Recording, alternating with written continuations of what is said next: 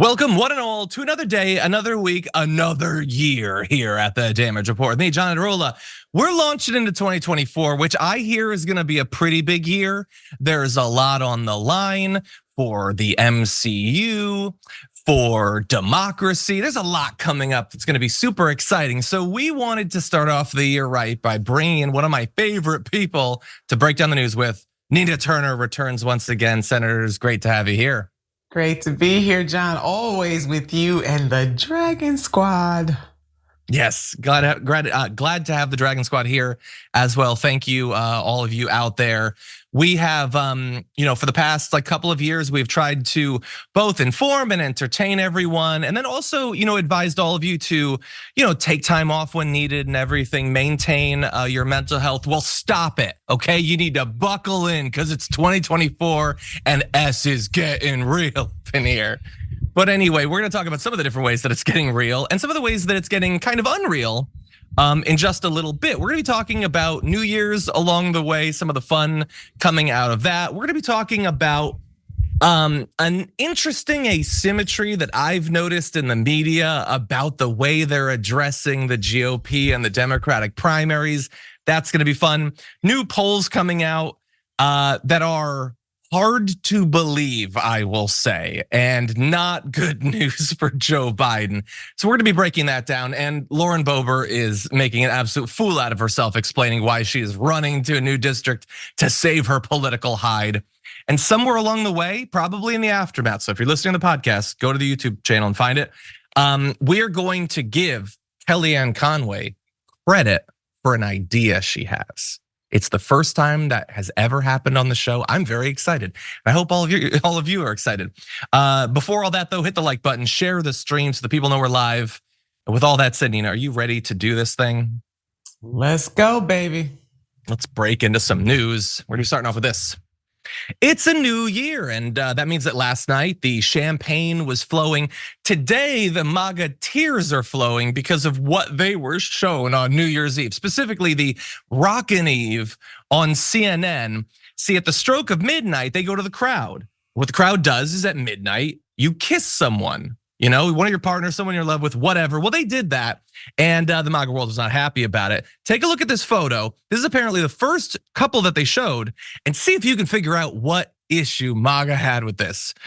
Dear God, it's gay men kissing. Stop the presses, stop everything, in fact.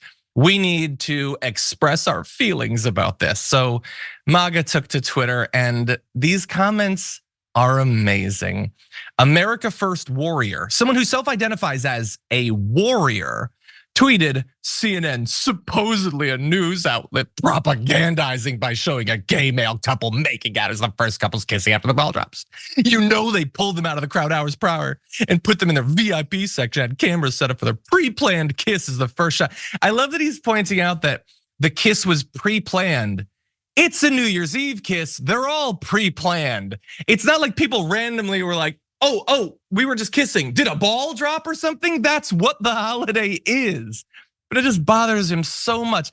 He's talking about the alphabet mafia and his kids being the target of that kiss.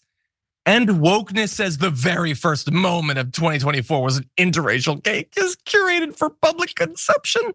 Well, I mean, that was the first moment of 2024 if you were watching CNN's New Year's Rockin' Eve, but there was all sorts of different things you could be doing. Wow Bagger is damn disappointed. Her daughter had to see that. It was so obviously planned. It's TV and it's a holiday. Everybody's so shocked by this. Queen Anne says, saw it live, so staged. They're all staged, that's what it is. And I would just like to ask, I guess them, but I will throw the question to you, Nina. If it was a straight couple, as it has been, let me do the numbers. Every other time, was that propaganda? Was that aimed at gay couples, kids? Was that disgusting because that's not the sort of kissing that they want to get up to? Why is it that that's not staged and planned and not journalism? As if the New Year's Rockin' Eve is supposed to be some sort of bastion of journalism or whatever. Why is there that inconsistency, Nina Turner? Oh, John, I'm laughing my natural behind off right now. I mean, these people really have too much time on their hands. I got some advice for them. Seek help. 2 words, seek help. If this is the way you're gonna start off your New Year's, I mean, for the love of God. And your point about the kisses being staged, I mean, it's customary that when people are happy and joyful, that they celebrate and they embrace somebody that they love or like, and they hug and kiss them. I mean, Jesus Christ, why are they acting like this is something new? No, they wouldn't have said a mumbling word if it was a heterosexual couple. I mean, was that heterosexual couple being trying to sexualize their children that may have been up at midnight? I mean, a lot of people's children are not up at midnight, no matter, even if it's a New Year's Eve celebration. I mean, most little kids are asleep at that time. But what difference does it make? It wasn't sexual in nature. It was celebratory. It's like, oh, loved one, we made it to a new year. I'm so happy and you're here with me. Let's kiss. Maybe, John, maybe they just jealous because they don't have nobody to kiss. That's what I think. Maybe. Honestly, that's what it is. I don't know how anyone makes it to midnight. Forget the kids not making it. I was asleep at 10. My wife didn't make it past 8:30. What are you all doing that you have energy to just be awake at midnight at this point? That's true. I was holding on for dear life, John. Yeah, I used to make it, not anymore. But yeah, the rage and the obvious hypocrisy there. And it's like the worst sort of hypocrisy too, because you know how angry would they be if one of these people was cornered and you ask them, like, can you explain logically why it's indoctrination and propaganda if a gay couple kisses, but not because they just want to live in a world, not just a world where there are no gay people, that goes without saying. They want to live in a world where you don't have to explain that sort of hypocrisy. It's just expected that everyone is going to agree that gay people get in the closet. We don't have to see that stuff. And not just gay people, they throw all sorts of different groups in there. They don't want to have to explain their hatreds and their fears and their jealousies. They just want to be elevated as a result of these psychological flaws that they have. Patriots, they're out of touch with America. You know what they're in touch with? The fact that there are millions upon millions of gay people in America, and sometimes they kiss. And I apologize if for once you saw a couple kissing on the New Year's Rockin' Eve and it didn't turn you on. I think it's weird that you would expect that every couple does. I've seen many couples randomly kiss in my life, and very rarely did I come out of the experience saying, that was hot and awesome. It's people living their life. It's not about you. I don't know why everything has to be so tailor-made for them. And again, I will point out, I apologize. I will point out what I've pointed out before on the topic of like representation in movies. It is so weird to be told by people like this that representation doesn't matter, that if you're gay or whatever, you shouldn't want to see gay people in movies. Why is that important? Well, at the same time, they demand that literally everything represents them. They clearly think it's the most important thing in the world, but only for them, can't be dispensed to anyone else. It's ridiculous, and it can't be pointed out often enough how ridiculous it is. Nina, more thoughts before we move on? I mean, it's madness, John. I try not to enter the mind of mad people. And for the love of God, to start the new year off like that, I feel sorry for some of these people, John. Really, honestly, I'm not trying to be sarcastic here. That's a sad, I mean, think about it. You really are in a bad way already on the first damn day of the new year. And they still got 364 more days to go. Lord, 100%. God bless them. Somebody bless them, get them out of these dark ways. Well, that wasn't the only thing that made them mad. After the MAGA world came to grips with the fact that there had been a gay kiss, they were also angry at Green Day because Green Day performed the New Year's Rockin' Eve and they changed their lyrics to their hit song American Idiot. Now, Billy Joe Armstrong, frontman for the group, drew cheers from the live audience when he sang out, quote, "I'm not part of the MAGA agenda" during his performance. The original line is, "I'm not a part of a redneck agenda." American Idiot, which the punk trio wrote in response to 9/11 and the policies of the W. Bush administration, is among the band's most political songs. So I will say, I don't know that I would have changed the lyrics. You don't have to do that. But if you are gonna change the lyrics of a song, it was already a political song.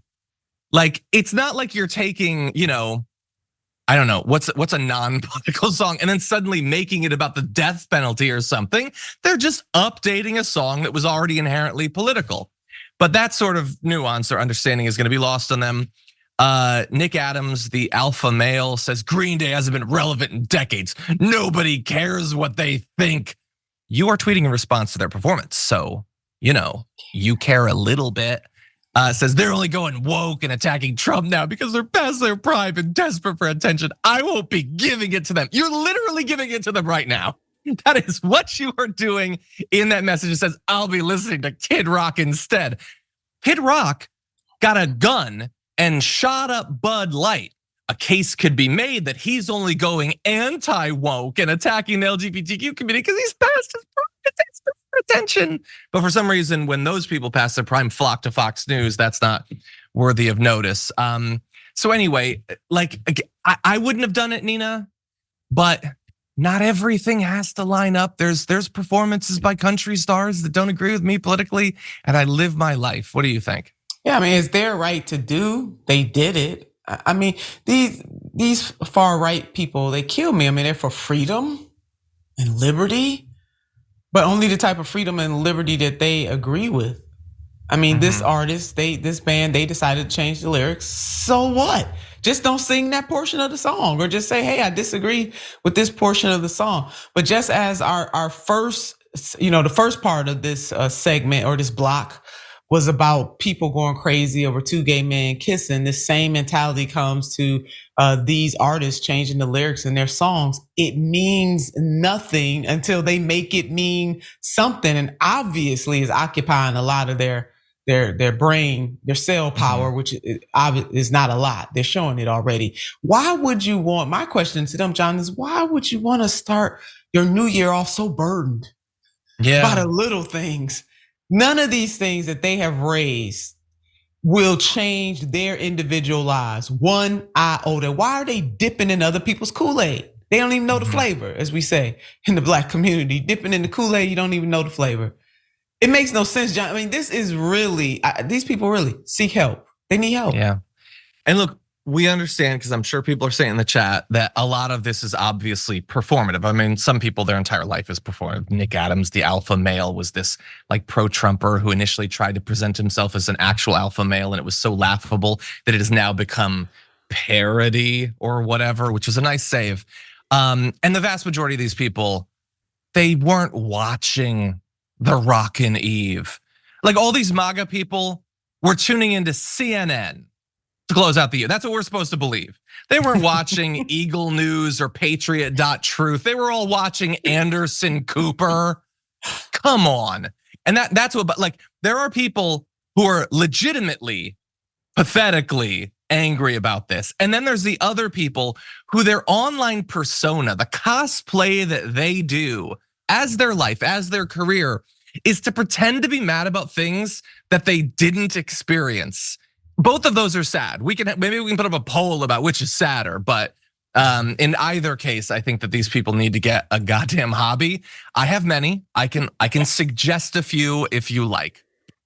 Yeah, anyway. Get a life, John. You summed it up. They really do need to live a little, please. 100%. There's, life isn't everlasting. We all will pass. Is this what you want to look back on? That you pretended to be mad about a Green Day show you didn't watch on a channel you never tuned into? Is that on your deathbed? Is that what you want, Nick Adams? Anyway.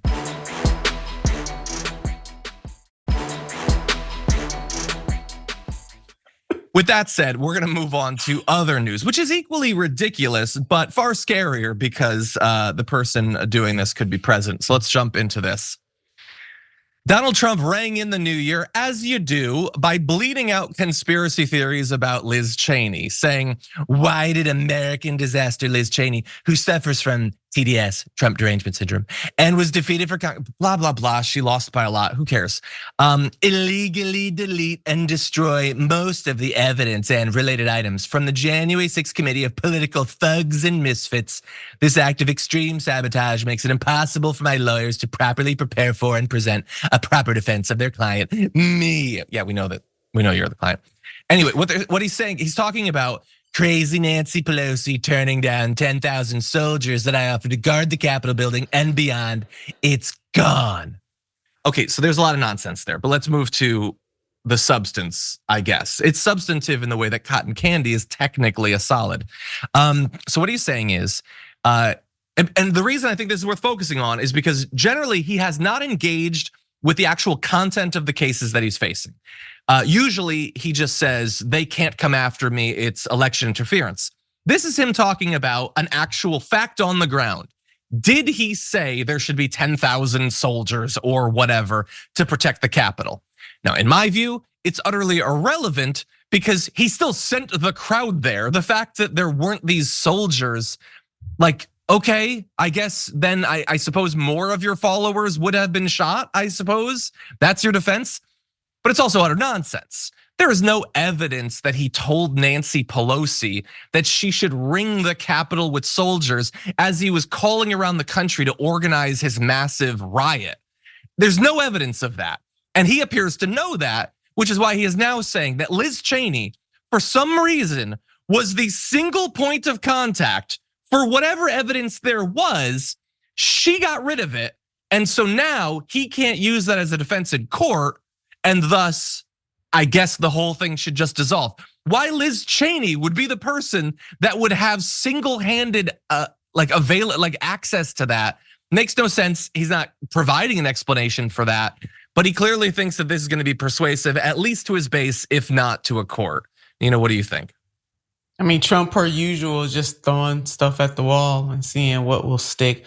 We know that he has it out for Liz Cheney. And before any of us start to pat her on the back, in my opinion, not my opinion, she voted overwhelmingly with the Trump agenda.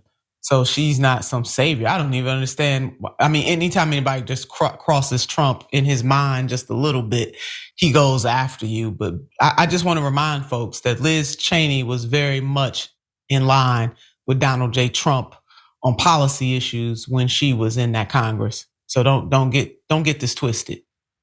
That is true. That is true. So on the bad side, support his agenda. On the good side, is now against him and is a Cheney. Anyway, yeah, I don't understand people's need to venerate Liz Cheney or whatever. Please. But on the other side of the coin, I don't think that she destroyed January 6th evidence. Well, yeah. I think no. I think if you're going to make that claim, you need to provide evidence. That's true, hasn't John. done that. Yeah, I got off top. You're right. Yeah, no. There's no proof that she did that. At the same time, do both of them just are out to get each other? In other words, I'm not so sure that Liz Cheney has necessarily seen the light as much as she's just totally anti-Trump at this moment. But she was not always anti-Trump. So if she's seen the light, hey, God bless her if she's seen it. I just don't believe it. I just believe those two are just going at each other. And that nothing about her internal policy compass has changed. I think that is a fair assessment. That said, I want to go to some of the other people that were involved with this sort of area of the January 6th thing. So here is the acting defense secretary at the time on January 6th, Christopher Miller, being interviewed by the January 6th committee. To be crystal clear, there was no direct order from President Trump to put 10,000 troops to be on the ready for January 6th, correct? No, that's correct. There was no order from the president. Yeah, it didn't happen. Again, this is one of the weirdest things that we have to sort of discuss on this show. When a claim is made that isn't true, but also if it was true, it wouldn't matter. It seems weird to have to fact check that, but both things can be true at the same time. He did not actually do that. And even if he had done that, that does not absolve him of responsibility for the terrible things that happened on January 6th.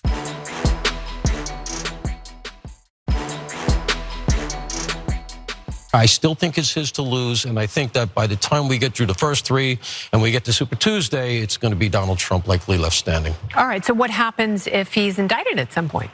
He can be president from jail if he has to, but Right. I think to your point, Paul, despite all of the threats, despite all the charges, Republicans are still rallying around Donald Trump. Well, that is certainly true. That is one true thing that was said on Fox News. Despite all of the charges, they are definitely rallying around him. To be clear, it was a weird question that was asked by one of the panelists. What happens if he's indicted? He was indicted. He's been indicted multiple times. He's facing 91 different counts amongst those many indictments. You might want to pay attention to the news. It's your job. But anyway, the just throwaway comment on that panel is he can be president from jail. And we understand that it is sort of an open legal question as to whether that is actually possible. My bigger concern is that none of them appear to have an issue with it. And they say, people are still rallying around him. The MAGA world is still rallying around him. And my guess would be that the majority, possibly the vast majority of the MAGA world would agree with them. It is not an issue. If he is convicted, if he is sentenced to months, years in prison, it is not a problem. He will just be president from the big house. Nina, what do you think about that? Trump continues to aim to make history. In this case, he's trying to make all the wrong types of history. And they meant convicted, maybe they got tangled up and said indicted, but they absolutely meant convicted. But it's true, John. I mean, he could. We're going into territory we've never been in as a country for somebody that is the top contender right now for the GOP primary for this year, 2024 election cycle, and who is trouncing even with all of the stuff that he has hanging over his head.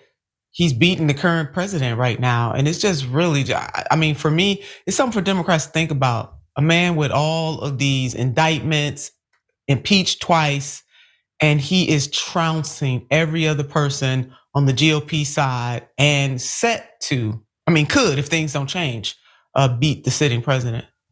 Yeah, we'll definitely worried about that. And we will be talking about that more in the show. I think, I don't know why I expect consistency. I don't know why, but I think if we were in the same position and Bernie Sanders had been president for 4 years, and then Bernie Sanders stole a bunch of documents and tried to blackmail the government of Ukraine, and then did a riot and tried to overturn the results of the election. I like to think that the vast majority of Bernie Sanders supporters would have an issue with some of that. And it is very much the minority position when it comes to Trump. Just 24% of respondents who said they plan to vote for Trump said that he should not be the nominee if he's found guilty in one of his legal trials. It is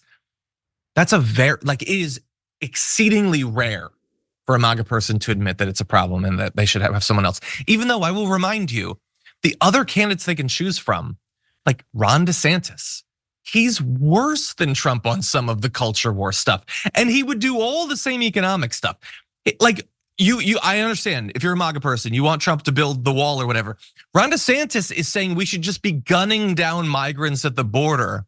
It is amazing to me the extent to which Ron DeSantis has desperately chased being the next Trump or whatever. And it is so utterly ineffective in winning over almost any of their support. Nikki Haley has said a lot of terrible stuff, and she'd provide all the same tax cuts and all that business deregulation and everything. It's really weird to me, Nina. I understand that we're in sort of this exceptional political time or whatever, but that they are that devoted to a guy seemingly just for the personal stuff, because a lot of the political stuff would be basically the same under these other ghouls and goblins that they have on the GOP side. Or even as you just laid out, John, more of what they want, because these people would go deeper and wider than what Trump is even willing to do. This is really a cult of personality.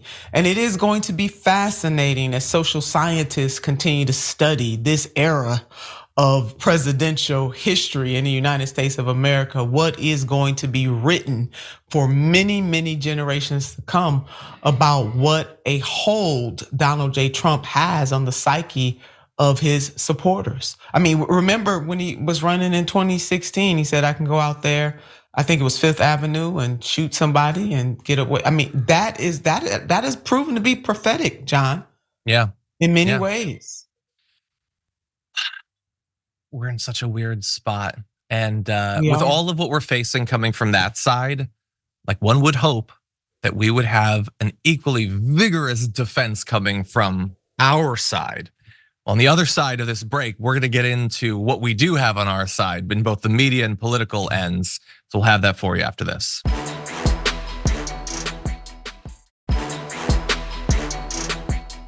I just wanna read one comment before we get serious again.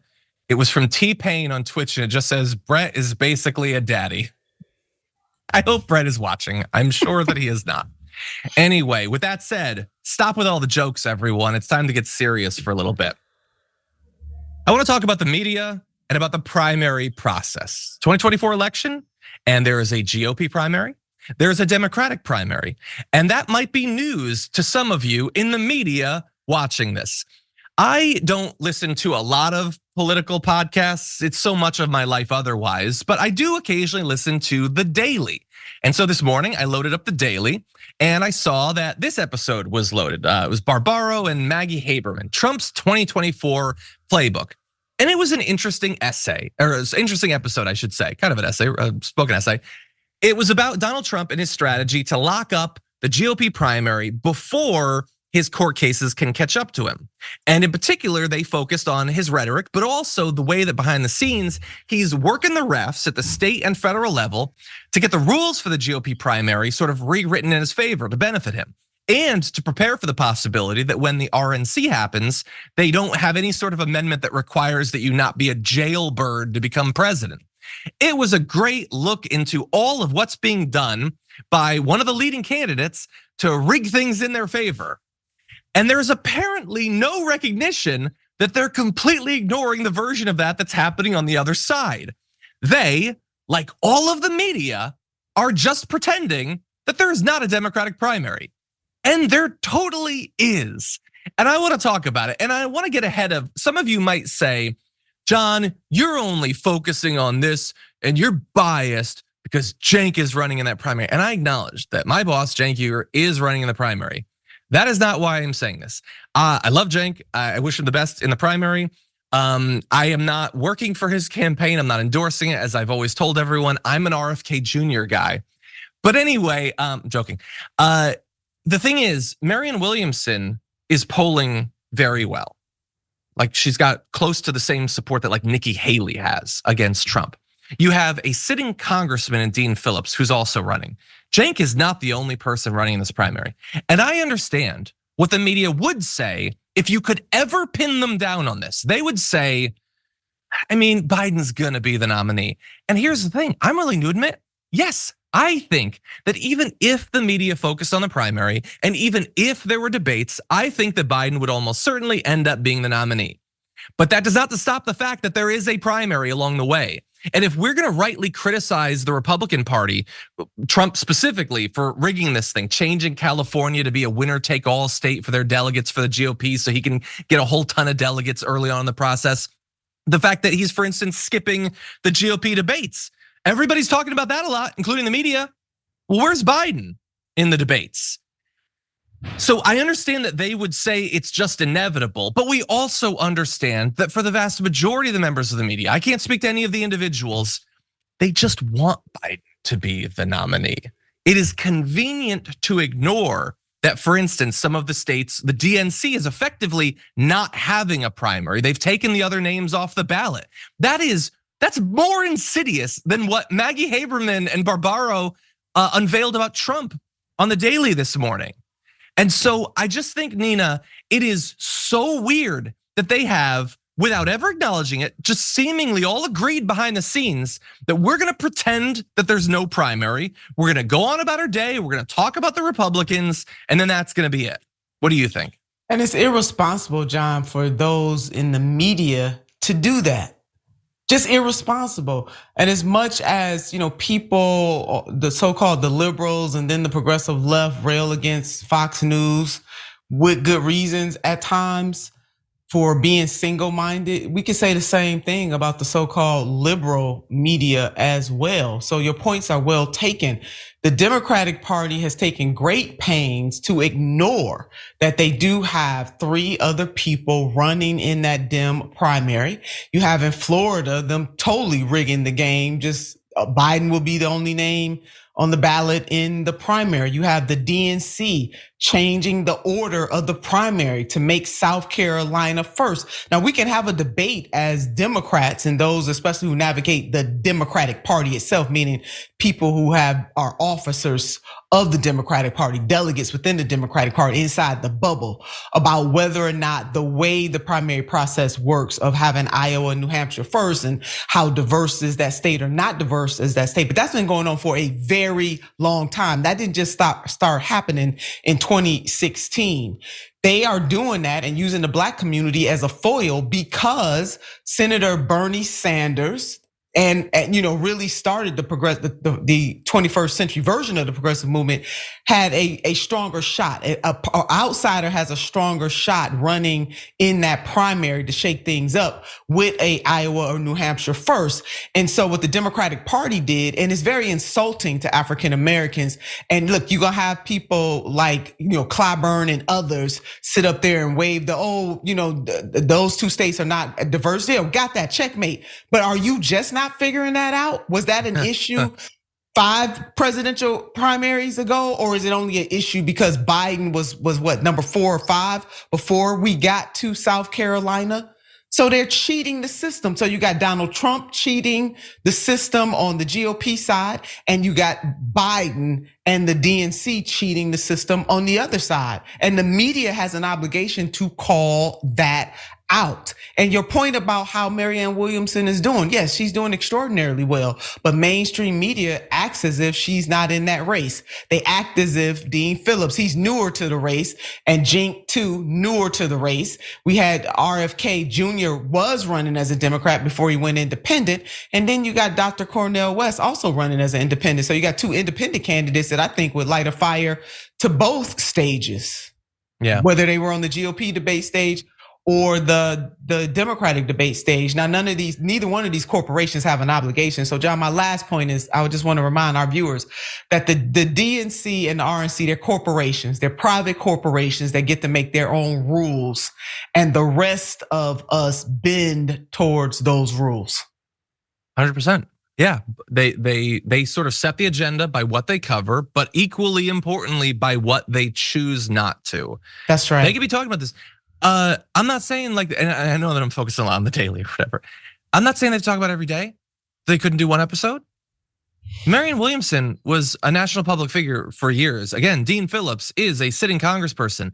This is not like there's some one rando polling at 0.2% who runs every cycle or whatever. That is not what is happening in the primary. And again, I understand some of you listening to this might be huge fans of Biden, might find a primary to be inconvenient or whatever. My response to you, and I know that you think that I'm biased, is it's still happening. And like in a cycle where so many Democrats are stressing the importance of democracy, the substance of democracy, can we not have an election? An election, by the way, where maybe Biden campaigns, Biden debates, and you know what? He wows people with how reasonable he is and how centrist he is or whatever. And you know what else would happen along the way? He'd be seen by a bunch of people. People would be reminded, oh yeah, it's not just Nikki Haley and Chris Christie and Donald Trump. There's also a Democrat out there. But that's not what we get. And so again, I will remind everyone, if we could bring up graphic 3, Marianne Williamson nationally in the aggregate in Real Clear polling, Real Clear Politics is at 7.9%. There's polls where she's at 13, 14%. That is higher than Ron DeSantis in national polls.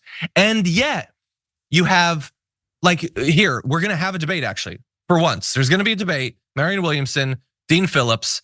It took the New England College, I think, is gonna run it. The Democratic Party isn't involved. No CNN, no MSNBC. But you know what they do have time for? Another round of Republican forums. Coming up this Thursday, CNN is gonna give Ron DeSantis and Nikki Haley town halls. Again, same night. They've already done it before. And you know what?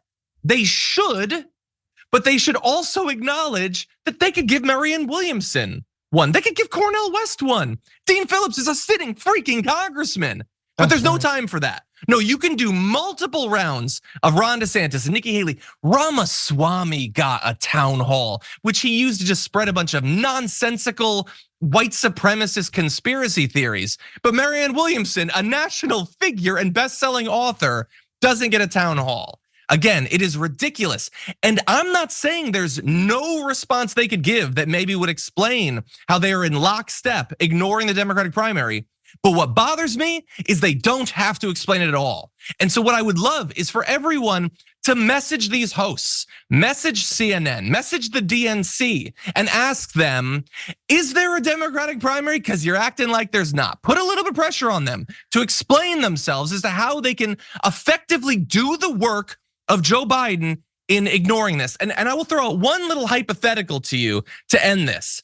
If somehow in 2020, it hadn't been Joe Biden that won the Democratic primary, it'd been Bernie Sanders, and he goes on to beat Trump, and now Trump is coming back at him, do you think they'd be ignoring the Democratic primary in that case?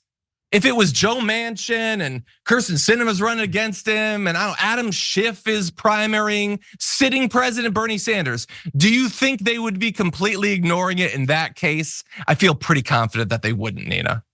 No, absolutely not, John. And this is a disservice to democracy, period, plain and simple. And yes, the Democratic Party that often rightly criticizes the GOP, they're falling into that same category of trying to squash, suffocate democracy. There's no reason to do that. And lastly, the incumbent usually has the advantage. Usually. I mean, the incumbent has a bigger advantage than any of the challengers. Now, that doesn't mean that the incumbent is always going to win, but an incumbent comes into the next election cycle that they run in with a built-in advantage. And that is even before all the other levers are brought to bear to push that person over the top, like the DNC is doing right now. It's a disgrace, and I'm a member of the DNC, and it's an absolute disgrace. The Democratic Party can no longer shout from the rooftops or talk about or criticize the GOP squashing democracy while they're doing the same thing. Yeah, 100%. So your point is so you're 100% right. In the primary, sitting president always wins the primary. Okay, so for Biden, it's inconvenient. We're just gonna dispense with it. Well, you know what? Sitting president almost always wins re-election.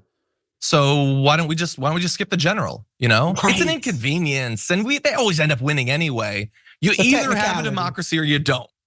That's right. Anyway, I apologize. I had a lot more to say about that than I thought I would. So we're gonna take our second break a little bit early. When we come back, we got to dig into some really eye-opening polls. Some of them have to bear on Biden, some of them have to bear on Trump. We'll have that and more after this.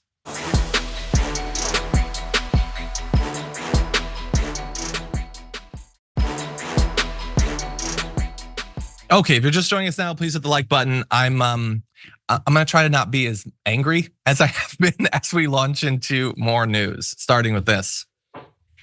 It's been 3 years, about 3 years since January 6th. And what has happened across those 3 years? Republicans have become more sympathetic towards Donald Trump and the big lie and those who stormed the Capitol on January 6th. Take a look at this updated polling comparing 2023 and 2021. And what you have is overall, do you think that the protesters who entered the Capitol were mostly peaceful or mostly violent? Republicans, 26% had been willing to admit in 2021 that they were mostly violent. That has dropped to 18%, losing a significant, almost 1/3 of those who were willing to admit it before are not now. Even the Democrats dropped a tick. I guess that's probably just, like standard variation over time. But overall, about 10% of US adults overall have changed their opinion. And as we've moved a couple years away from what almost everyone agreed on the day and the days after was an unacceptable crossing of a line that should never be crossed. I mean, even Kevin McCarthy was saying that Trump was responsible. Lindsey Graham had had enough.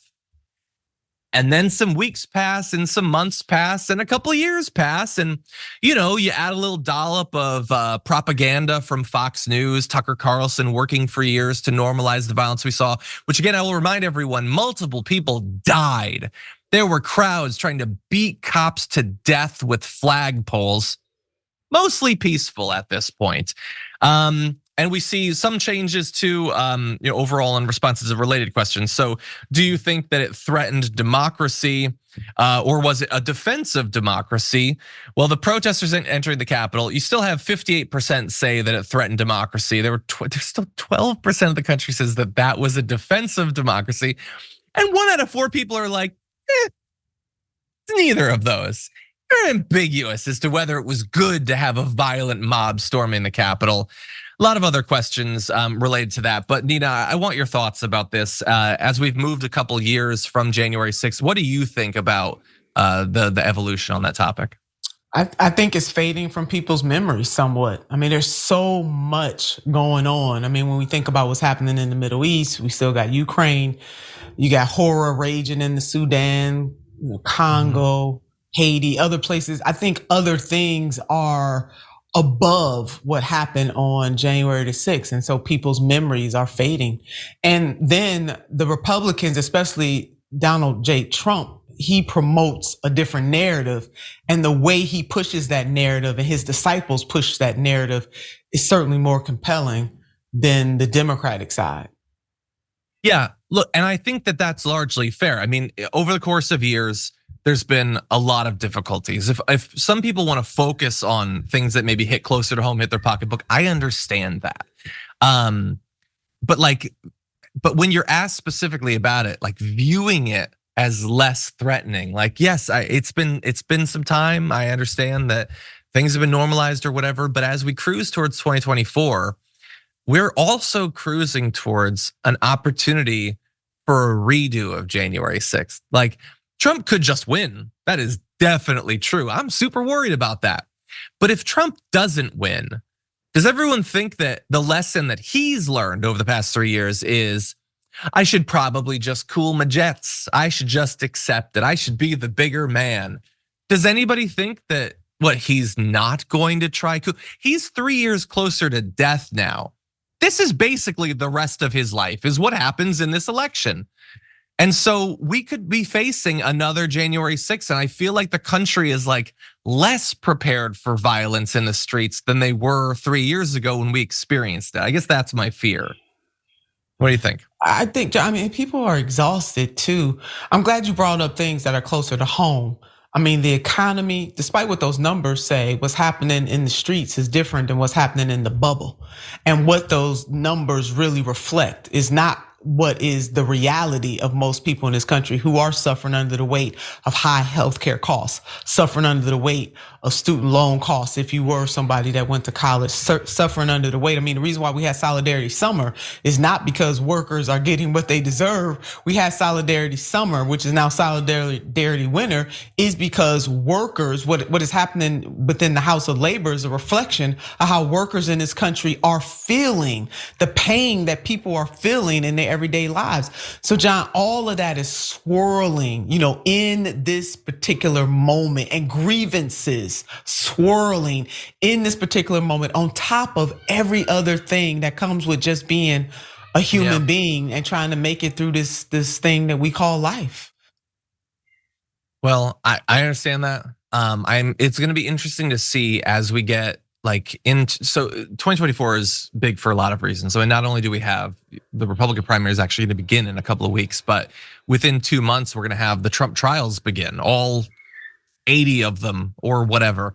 And then, obviously the general election. It's going to be interesting to see as people are sort of reminded of 2020 seems a little bit abstract, I think. It's going to become more real with all the campaigning and the ads and all that. And so, it's going to be interesting to see what people think as we get into that process. I just want to throw out just a little bit of polling. I want your quick reactions to this that could bear on these topics. So, sure. New polling for Joe Biden having to do with Hispanic voters. According to a new poll, Biden trails Trump amongst Hispanic voters by a 39-34 margin. He's down by 5 points. He won Hispanic voters by a 2-1 margin in 2020. That is a massive change. Now, yes, one is vote count versus polling about a year before an election. Things can change, but that is a 40-point swing or something. And look, when you dive into the poll, it isn't that the Hispanic voters that are being polled are changing from supporting Biden to supporting Trump. I mean, many of them are, but a significant chunk are now saying that they want to support a third party candidate. So the support is going to different places, but it's leaving Biden. And that should be very worrying, I think, Nina. What do you think? Yeah, no, agreed. I mean, he has not done anything that spectacularly changes material conditions in this country, and the polls are reflecting how people are feeling right now. The biggest challenge, John, I think, is going to be people are just not going to come out and vote. That is what is going to happen in 2024. And for those who don't come out to vote, we know that more likely than not is going to swing it to Trump's favor. Trump's base is much more animated than Biden's base, and and let's not delude ourselves. Biden never had a strong base to begin with. Let's not forget that. These votes were mainly anybody but Trump, and Biden won the electability contest against Senator Bernard Sanders in that 2020 election. Otherwise, Senator Bernard Sanders could have very well been president. And full disclosure, I was a national co-chair for that race. But that to me is what happened. So Trump has a very animated base. Democrats do not. And then you pour on what's happening right here domestically, and you pour on what's happening internationally. And I think that's feeding into these polls. And Trump is not the president right now, John. And I would love your thoughts on that. See, Democrats playing a dangerous game because they continue to blame Trump. Trump ain't president right now. It has not been, as of 2024 for over 3 years now. Yeah, it's receded from people's mind, and rightly or wrongly, people think here's the status quo. If I like it, well, Biden was president while I was liking it. Maybe he's responsible. But if you don't like it, then yeah. And by the way, sometimes I think that makes sense. Sometimes it doesn't. Sometimes there are long-term effects of policies. All of that is true, but that is what is happening. So everyone needs to bear that in mind. And it's easy for us who are constantly wading through the day-to-day of politics to remember exactly what Trump was like and what the Trump years were like. But for most people, they haven't been thinking about it. That the pandemic has receded a little bit in their mind. And so, they don't necessarily remember exactly how horrible the day-to-day crush of news was and what he represents as a candidate. Now, Nina, maybe they'll be reminded through the course of this campaign. Trump is going to be, doing his stump speeches about how immigrants are poisoning the blood of America and how leftists are vermin that need to be rooted out. So maybe that'll remind him, but maybe it won't. Trump hasn't changed though, John. That's the thing. Trump is still trumping. So no surprises there. I think two major things that are going to animate voters is the economy always, and then it's what's happening in the Middle East. When Trump was president, there was not slaughter of innocent people. We're at 30,000 now. When you see dead babies, parents crying and gripping their dead babies, folks who have been injured, the people who are alive are never going to be ever normal again. They're never going to recapture what they had before. You got over 60% of Gaza just blown the hell up. See, that variable right there is a very powerful variable that is as harsh as the Trump years were. There wasn't this. And if people are going to measure him and his rhetoric compared to what is happening in real time in people's real lives, it's a big difference. Everyone's gonna need to buckle up. I mean, I think, look, we spent basically the entire first hour talking mainly about the 2024 election and a little bit of New Year's Rockin' Eve.